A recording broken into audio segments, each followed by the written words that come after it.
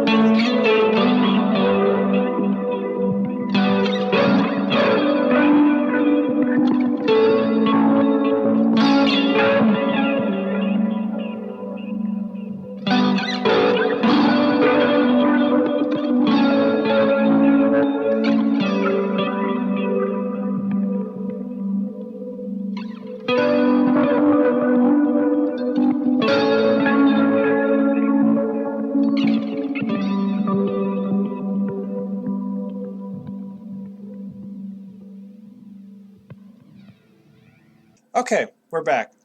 So here's what we recorded. What you were hearing just a bit ago was with all the processing enabled in Ableton.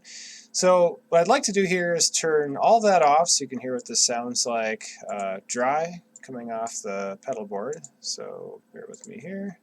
Okay.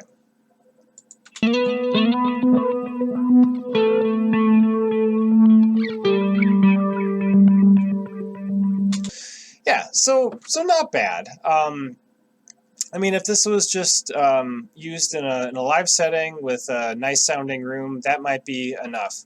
From a recording standpoint, it leaves a lot to be desired. So let's dive in here and see what I did to bring that out a bit more. So I'll start with the channel itself. I've got a multi-band dynamics sitting in the front here. What this is doing is just compressing down the high end where some of that string sliding noise was. This is kind of the same technique you'd use for de-essing vocals. Next is sort of the big one here. This is the custom audio effect rack, which is really making this a three-dimensional sound. Four-dimensional? I don't know. Anyways, what I've got here are 3 chains. I've got one labeled clean, nothing going on here. This is just the dry signal passing through. And I've got these 2 others, one called Verbring and another called Grain. Each one of these has a Native Instruments guitar rig plugin, followed by an EQ to pull out the low end. Let's see what these are doing. Verbring, I'm going to open up the guitar rig effect on this chain. So I've got here is I'm starting off with an ice verb plugin. This is a really nice kind of ringing sounding reverb that's provided by Guitar Rig. You can see it's pretty heavily saturated there. This is going into tape echo, which is giving the sound a little bit of extra dimension. There's some spring reverb along with the echo itself. And all this is going into formant filter, which formant filter is basically like a very narrow bandpass filter. So all in all, this is going to create a very ringing sound with anything that we put through it. So let's just listen to what that sounds like alone.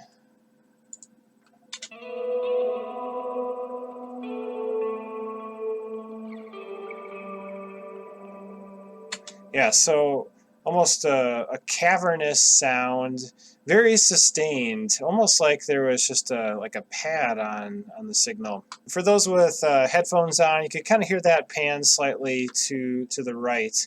So let's just hear what that sounds like with our dry signal.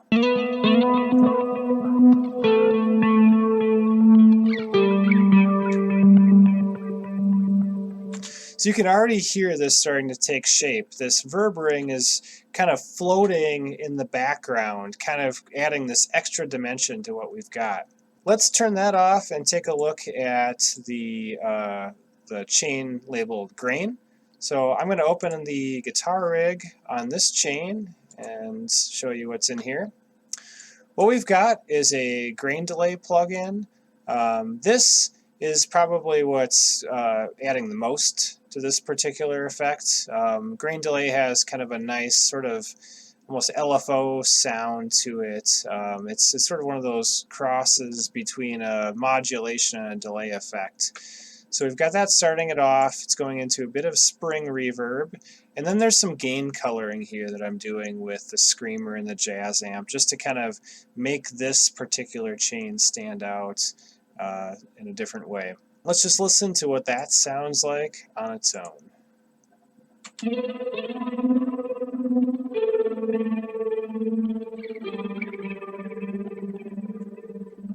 So you can hear that real grain delay sustained wobble, and it's slightly panned left. But it's also very much in the background, probably somewhere between the other two, the clean and the verb ring. So let's just turn all of these on and see what it sounds like. It should sound pretty close to what we had when I was recording.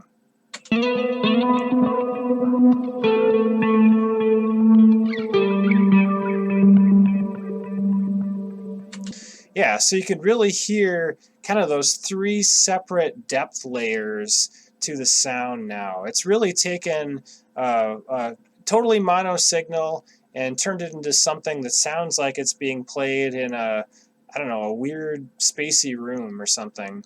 Beyond this, I've got a few more things going on. I've got some post-processing here. There's a EQ just pulling out some of the rumble.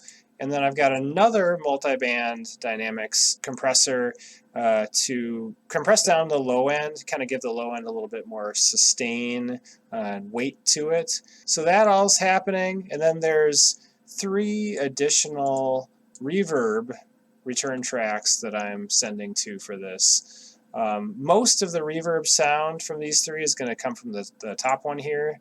This is actually sending out to my external metal plate. The other 2 are just different digital reverb effects. What I found with reverb is that usually the more the merrier. I generally don't like to use just simple stock reverb plugins on their own anymore. It just ends up sounding kind of bland. I like to spice things up a bit by adding together different reverbs. It kind of creates unique ambient environments for the sound. So with all of that now enabled, the sound should sound exactly like it did when I was recording.